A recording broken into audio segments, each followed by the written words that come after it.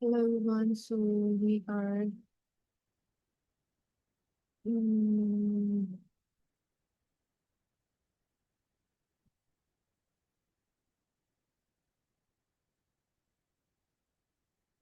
wait. Hello everyone. We are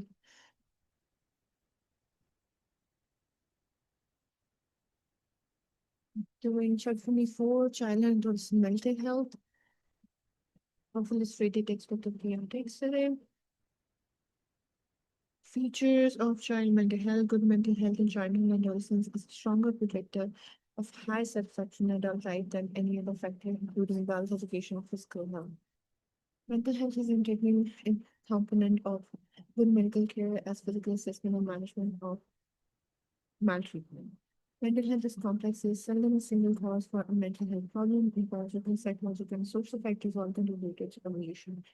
This chapter will focus on any emotional behavior that is sufficiently impairing that it sounds hard for periodic consultation and consider what clinicians can do. Mental health has many confusing definitions and refer to mental health problems who mean any emotional and behavioral difficulties that adversely affect the child or young person's life. Mental health disorders are diagnosed in subset of these individuals. They are usually more severe and defined according to diagnostic criteria used in psychiatry. Some statistics relating to mental health and CIPs in England are more than 50% of all mental health problems are established by 14 years of age, 75% by age 25. There was only a small increase in the overall prevalence of mental health problems in 5 to 16-year-olds between 1989 to 2017, from 9.7 to 11.2% respectively. The increase was mostly driven by an increase in rate of emotional problems. Mental health problems may apply to 19-year-olds are mentally, emotional, behavioral, and or hyperactivity. The rates vary markedly with age. Almost a quarter of 17 to 19 years old girls have one or more mental health problems and emotional problems such as anxiety and depression being the most prevalent. There are strong correlations between the presence of developmental and some chronic physical conditions and the presence of mental health problems. However, comorbid and secondary mental health problems often go unrecognized, untreated, as there is tendency for physicians to concentrate on physical problems.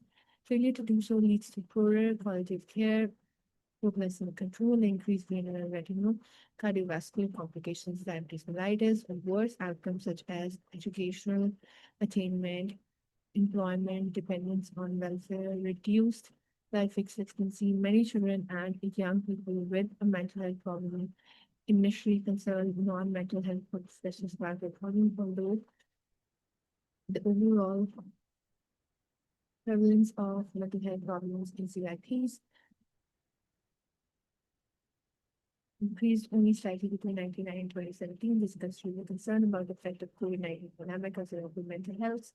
A similar national survey of up to 16-year-olds in the first wave of the pandemic in the UK 2020 showed that the proper proportion of mental health problems increased by 16%. Further increase in mental cases for the second wave, while some older children might take problems with the lockdown had improved their lives, some children reported that it had made their lives worse. The main problems were anxiety accompanied by feeling of loneliness, isolation, disrupted sleep with a loss of motivation, hope for the future.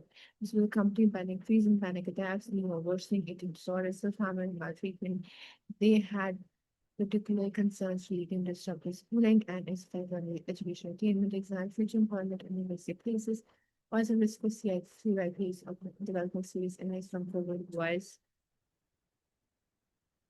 low. Some were anxious about catching up or spending it to their homes, especially if multi-generation household one member had increased susceptibilities. Some had to cope with bereavement of family members, as well as children and young people with mental health problems were twice as likely to live in households newly falling behind with bills, rent, and mortgage payments. 1 in 10 reported that during the pandemic, the family did not have enough to eat and had increased reliance on food banks.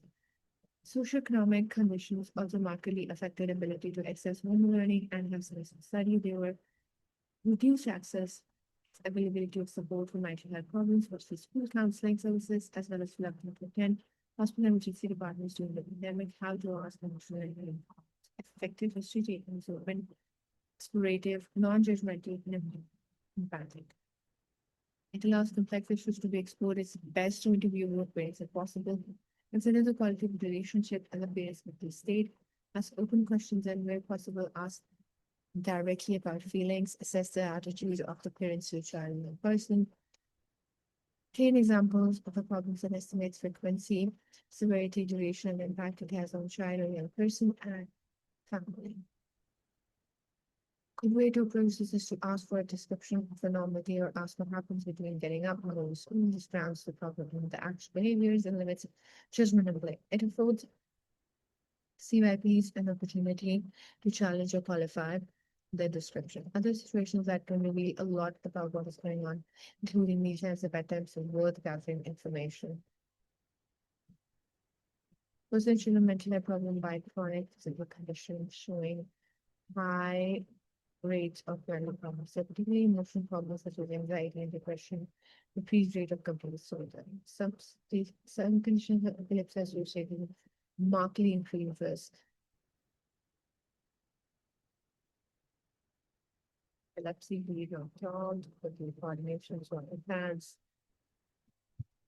and about the household routine, discipline, bedtime, screen usage, and also leisure and social activity. Until the child and asked to see young people alone as part of the assessment. Explain to the parents that we always like to have a few words with young people on their own, as they may have things they may feel too embarrassed about their special parents present. Assess the extent of the child or young person's suffering to be minimizes. Keep your questions simple, specific, making sure the child or young person understand what it is you want to know. This also applies to adolescents when a head's assessment may be integrated to certain use of drugs and alcohol. Uh, Alcohol, experience of abuse, substance of harm, and suicide. Consider whether reports from school or other involved agencies might help when taking history. The following questions may be useful. How does the problem affect the family? Each have a family, who's in the family? Are there other problems in the family? Has a child suffered any diversity? How did the current difficulties start? What else was happening at the time?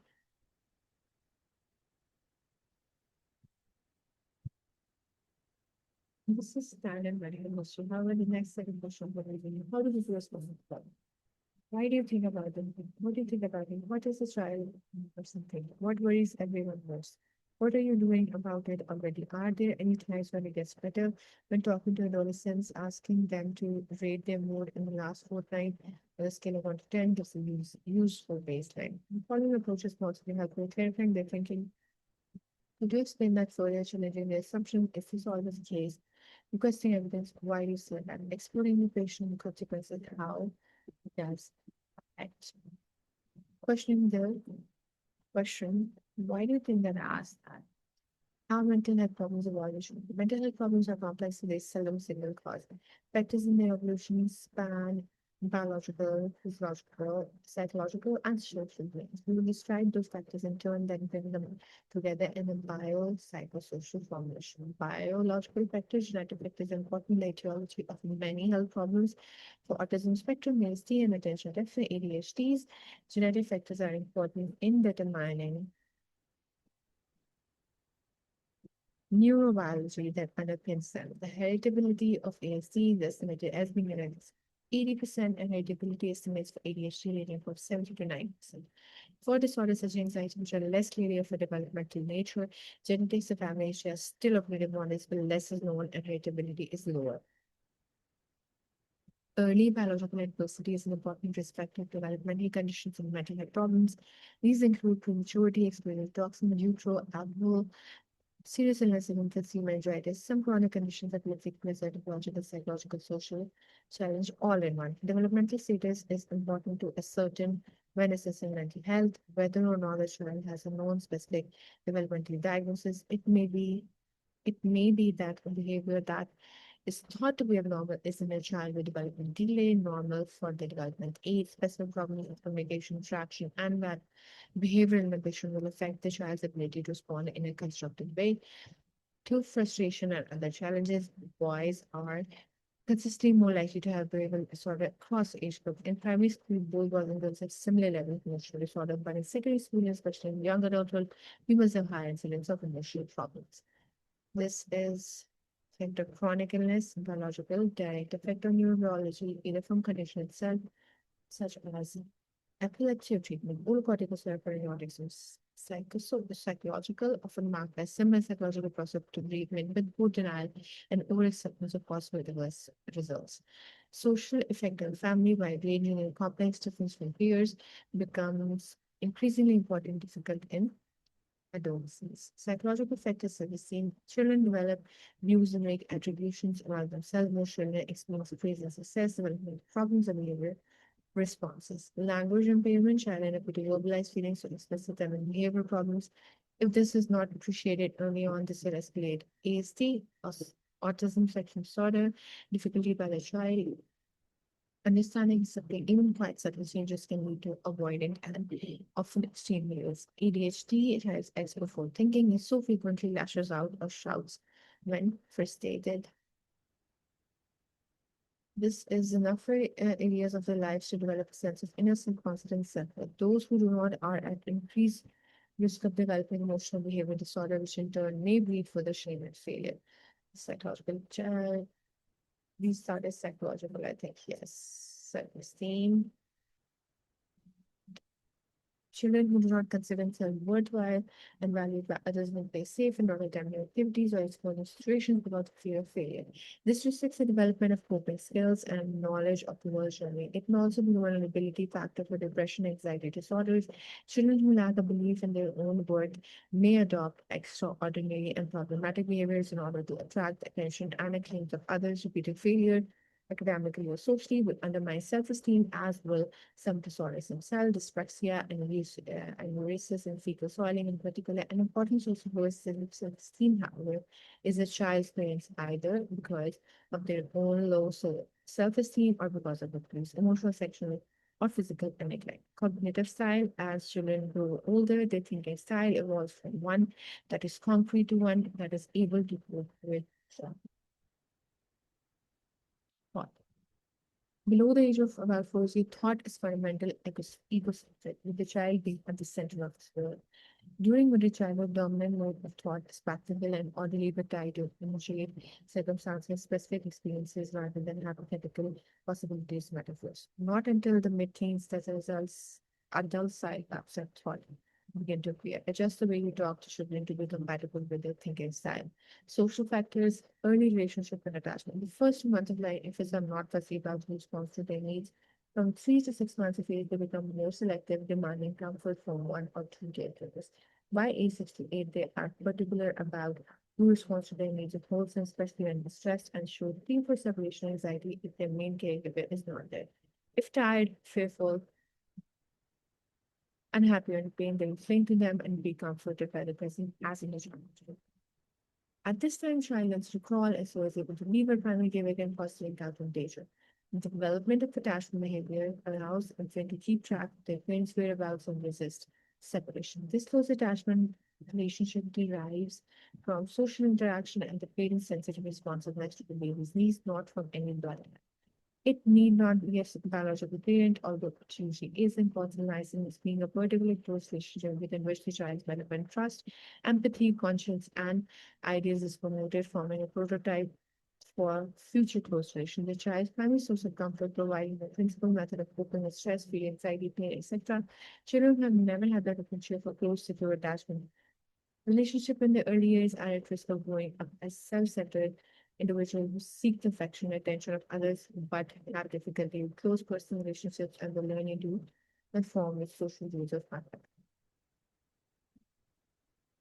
The selective framing of early attachment behavior diminishes over time, so that in the second year of life, children extend their emotional attachment with other family members and care. By school age, they can tolerate separation from the parents for several hours. Children vary in their ability to do that depending on their temperament and social circumstances. For example, a child who is constitutionally apprehensive, who has an exceptionally anxious carer, or who has parents with threatened abandonment is likely to continue to cling to this or remain carer for protection and comfort. Series of fighting events will tend to perpetuate clinging, which may persist well into the middle childhood, 5 to 12 years. This interferes with children's capacity to learn how to cope with anxiety on their own. A 60-year-old separation anxiety showing what it feels like to leave her mother to go to school. With into school, the importance of teachers and other children in shaping psychosocial development increases, and their influence must be taken into account when understanding and slowly try develop.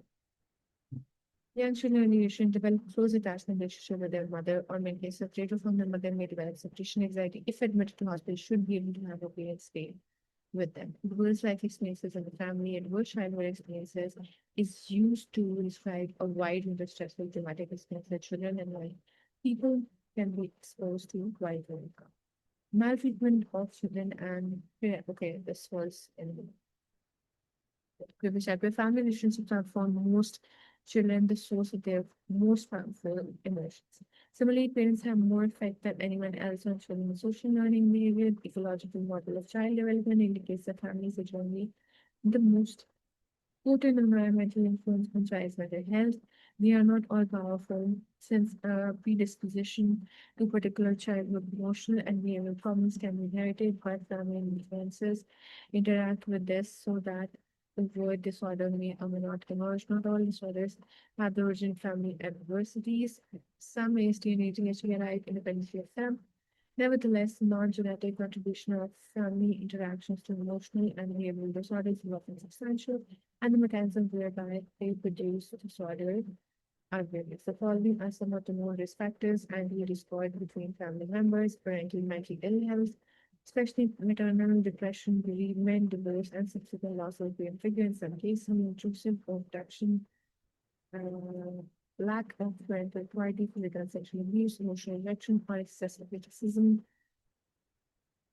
inconsistent and predictable discipline, using the child to fill their unreasonable personal emotional needs of a parent, inappropriate responsibility or expectation for a child when the maturity. Parents need to be made aware of changes required to improve the situation. It is more accurate and constructive to place difficulties that occur at home into a bio psychosocial context rather than blame. This is more constructive and accurate, and families are more likely to engage successfully in treatment. Social disadvantaged families who are in low income experience poverty are consistently more likely to have children with poor mental health. Housing is a particularly important issue. Children in temporary accommodation are 4 times more likely to have a mental health problem. Conversely, engagement in local communities and schools have been shown to be associated with better mental health. Peer groups and social media. Experiences of other children increasingly recognized as highly significant psychosocial developments. Bullying is known adversity, as are other forms of peer-mediated persecution. Conversely, having a number of steady, good quality peer relations is a marker for good prognosis in an emotional behavior problem which has resulted from environmental influences. Most older children and adolescents in high-income countries and increasingly low and middle-income countries have internet access and utilize social media regularly, often using smartphone devices. Social media platforms are transforming the way young people communicate with one another, whilst there are benefits in the form of online support groups and fora and promising tools for education and mental health awareness. There is emerging evidence that vulnerable adolescents can be harmed by exposure to social media, which will promote eating disorder or addictive behavior. There are many online forums where discussion about self-harm suicide can have a toxic effect on the adolescent. Cyberbullying on the internet is usually carried out with the same people as conventional bullying, but appears to be more damaging. Excessive usage on devices can impact on sleep and reduce interpersonal relationship. However, extensive analysis does not support the widespread belief that the use of social media screen time more broadly is a cause of mental health problem. Regarding universities, child families are more important influence on the child's mental health. Universities outside the family bullying may elevate the situation. Resilience. Given all the possible adversities children could suffer, it may seem amazing that mental health problems are not universal. The reason for this is that for every adverse factor, this is a corresponding factor that may increase the child's resilience and compensate for any adversity encountered. Most are simply the converse of the factors is the above findings in social interaction skills, and but there are some specific resilient factors that should be inquired about.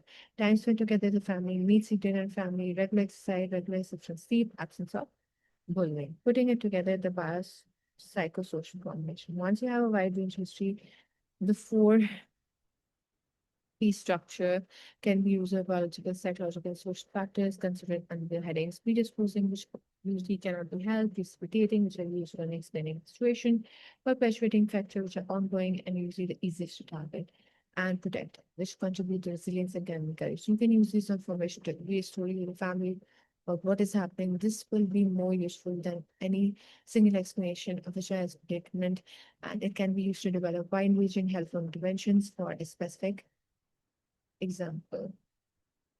Yes, it's very boring, but we are supposed to do it. It has, no, it has, yes, I can read your chats, guys. It's, I don't know, it's probably 35%. Yeah. But this is actually very important, very, if you people are listening to it, it's very interesting. Okay, specific pediatric emotional behavior and mental health problems. Common problems for preschool years, a crying baby. All babies try to indicate hunger or discomfort or to gain attention, and they usually respond to feeding, comforting, or nappy changes. Studies have shown that babies fast or cry for an average of 2 hours a day at 6 weeks and 1 hour at 10 weeks. Some babies in the first few months of life are prone to more long, incessant is often called infantile cooling. Nice guidelines. The crying is usually in the late afternoon or evening is distressing for all concerned and can engender a feeling of anxiety, helplessness, and pain. Indicated this applies especially to the mother. It has been shown that mothers are biologically programmed to be particularly sensitive to their own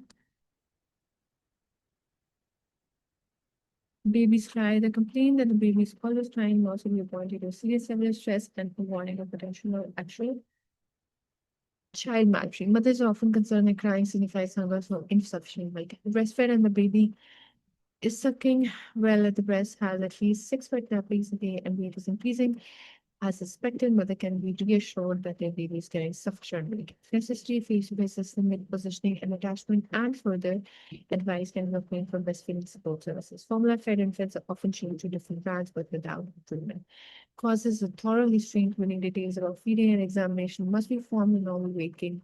In order to confirm that the baby is healthy and to reassure the family accordingly, a medical cause is identified in a minority of infants. If of sudden onset infection of sepsis should be considered, particularly urinary tract, medullary, meningeal. Other potential causes are obstructive bowel from strangulated hernia, torsion of the testes, or an anticalized fracture as a baby draws up their knees and arches their back when crying, and the condition is referred to as infantile colic. Parents often think it is due to abdominal pain, and there is gastro and enterological problem. Gastroesophageal effects may be suspected as unlikely that is absent a long time. Cow's milk protein allergy is often mentioned, and breastfeeding mothers advised to avoid dairy products for 2 weeks of formula-fed infants to change to hydrolyzed formula. However, in the absence of strong atopic family and other clinical features of allergy, this is seldom a benefit has disadvantage that it medicalizes the problem. Some preterm infants who have spent several weeks in hospital can be difficult to settle, as can infants with evolving neuro disability. Management acknowledging the troublesome crying is extremely distressing is a key part of the management. Maneuvers often identifying help the baby settle, including carrying in a sink, swaddling, tailping or singing on white noise, infant massage, rocking and gentle motion by pushing in the baby's stroller. Driving in a car with these are often only partially successful. Kangaroo mother care with direct skin to sink contact for many hours per day may be helpful. Medicines should be avoided. Those used in the past have not been shown to be effective or to be hazardous. There is some evidence that probiotic, liposelective bacillus, free tribe may reduce crying time in some breastfed babies. Other family members, such as grandparents or friends, may be brought into help. Parental locator stress and anxiety may exacerbate the crying. Maternal depression should be identified. Parental support may also be obtained from health visitors and self help support groups, specifically for parents of crying babies have been established. In addition to reassurance that the baby is healthy, follow-ups is required by 3 to 4 months of age. The price is usually marked to immediate use. Common scenarios of mother complaining that her child refuses to eat any or much of what she provides. Meal times have become a battleground. Examination reveals a healthy Venus child whose weight arises securely with a normal percentile. Account for what goes on at a typical mealtime reveal. Past to force feeding, irregular meals so that the child is not predicting deeply hungry. Unsuitable meals, unvisible large portions, multiple opportunities for distraction.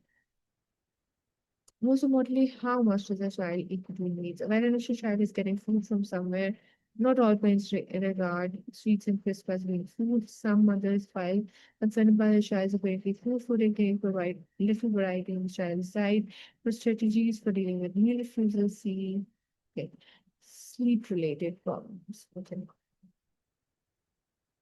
Use 4P framework for Shane.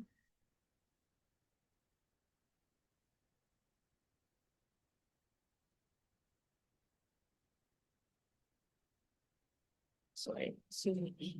Biological development predisposed by splitting, creating ASD, poor sleep due to worries, poor sleep, headaches, physically healthy and active, tendency to anxiety, rumination, anxiety about change, social anxiety about own behavior and its effect on people's perception of him, motivation to continue to engage socially and academically, repeated homework, rehousing, change of teaching assistant, punitive approach from some teachers, and supporting virtual family engagement hobby, board games. Disruptive shame. Okay, this was for Shane. Disruptive behavior. Shane is 6-year-old with ASD is being disruptive in school. So far, his behavior has been explained as a result of autism. I would just simply the backdrop against which the behavior is occurring. Inquiry into any other underlying predisposed factor as the ADHD. Precipitating factor is a change of teaching assistant, perpetuating anxiety and negative self-thought about getting in trouble will lead far more useful information, especially if you have a garner practice of flexibility. Supportive friends and engaging hobby. Okay, these are 4 pieces. I do not know, sorry, about these. Now, these are sleep-related problems. This is a common problem in the total years. The child will not go to sleep unless a parent is present. Most instances are normal experiences.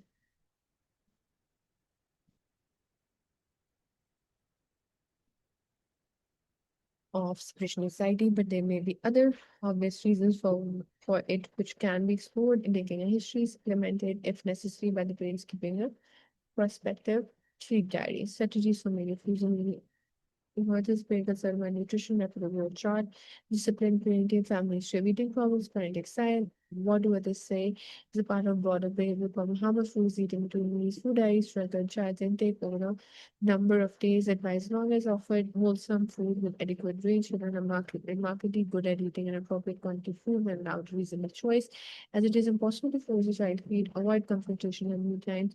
Develop relaxed prefer use favorite foods as a reward. Introduce other rewards for comparison meal times, additional privileges such as extra TV time. Reduce eating between meals if necessary, although many young children prefer small, frequent snacks.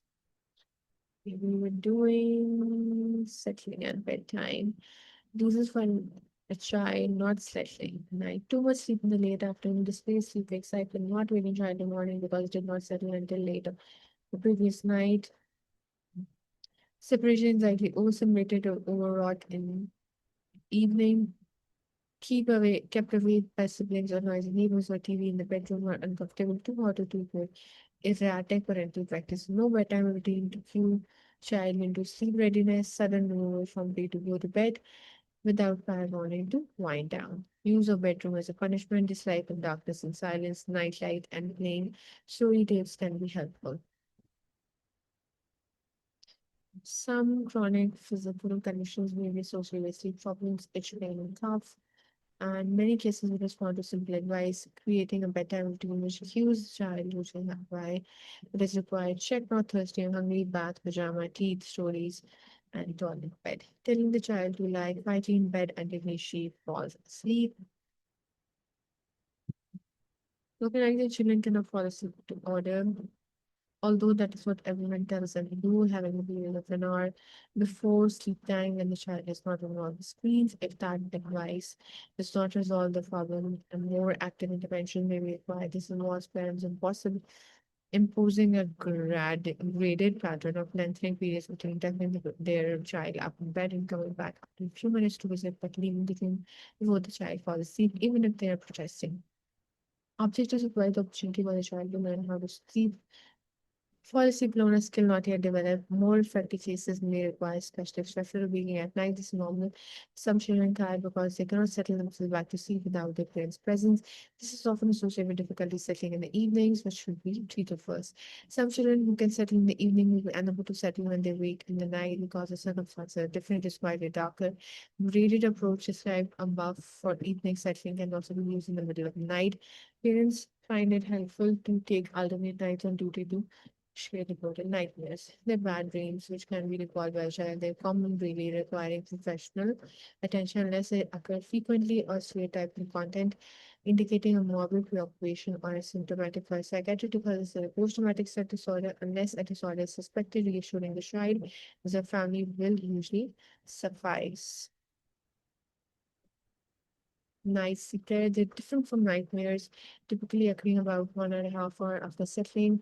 The parents find the child sitting up in bed, eyes open, seemingly awake, but obviously disoriented, confused, and distressed and unresponsive to questions and assurances. The child settles back to sleep after a few minutes, has no recollection episode in the morning. Night terrors, parasomnia, and disturbance in the structure of the sleep, wherein a very rapid emergence from the first period of deep, slow wave sleep reduces the state of iris. In conclusion, sleepwalking has similar origins and the two may be combined. Most night terrors need even more than a reassurance that is directed towards their parents. The more important mention of sleepwalking is to make the environment safe to prevent injury to the child, not sleeping on the upper bunk of the double bunk bed, putting gates before the staircase, lock in the kitchen. Given that a common cause of nighttime sleepiness is poor adaptive sleep schedule, sleep routine can be helpful in preventing recurrence. Once parents have implemented the safety suggestions highlighted above, they can be reassured as the natural course of these disorders is to decrease over time. Discipline defines intelligence. Normal toddlers often go through a phase of refusing to comply with parents' demands, sometimes angrily. The terrible twos is an understandable reaction to the discovery that the world is not organized around them. They also become confused and angered by the fact that the parent who provides them with comfort when they're distressed is also the person who's making them do things they do not wish to do. This seems exceptionally unfair to them. This is one reason why children play their parents up but will be fine with others. All this can exhaustingly polarize parents, not least because many people offer advice or criticism. Everyone thinks themselves an expert in the area of children's development behavior. Temper tantrums are ordinary responses to frustration, especially at not being allowed to have or do something. They're common and normal in young preschool children. If advice ask for advice, sensible first move is to take uh, history, analyzing a couple of patterns according to the ABC paradigm. And next, examine the child to identify potential medical psychological factors. Medical factors include global or language delay, hearing impairment, glue ear, and medication bronchodilators or anticonvulsants. If none are present, their management strategies that can be adopted, some which are shown. Either course of action is to distract the child. If that this cannot be done, to let the tantrum burn itself out when the parents leave the room. Returning a few minutes later when things quieten down, so that it is safe to leave the child alone. Obviously, this should be done in a calm, neutral manner and certainly not accompanied by threats of abandonment. Trends which are essentially coercive. When a child is demanding something from parent must be met by refusal to give in. They can often be forestalled by the simple expedient of making rules where the child can be reminded or of before the situation presents itself. An alternative course is to use timeout, which is a form of structure ignoring the child in a tantrum is placed somewhere such as a hallway. No one will talk to him for a short time, 1 minute per year of age. During this period, they are ignored. Parents often expect this maneuver to produce a contrite child, complaining if it does not become so energetic. In fact, when used for tantrums, timeout works according to different principle, not as a response to punishment, but to the withdrawal of tension. It often takes several weeks to effect a gradual improvement. It may help to ask a parent to keep records to document this. Disobedience can be dealt with by using a star chart to reward the child for complying with parental requests. The chart needs to be where the child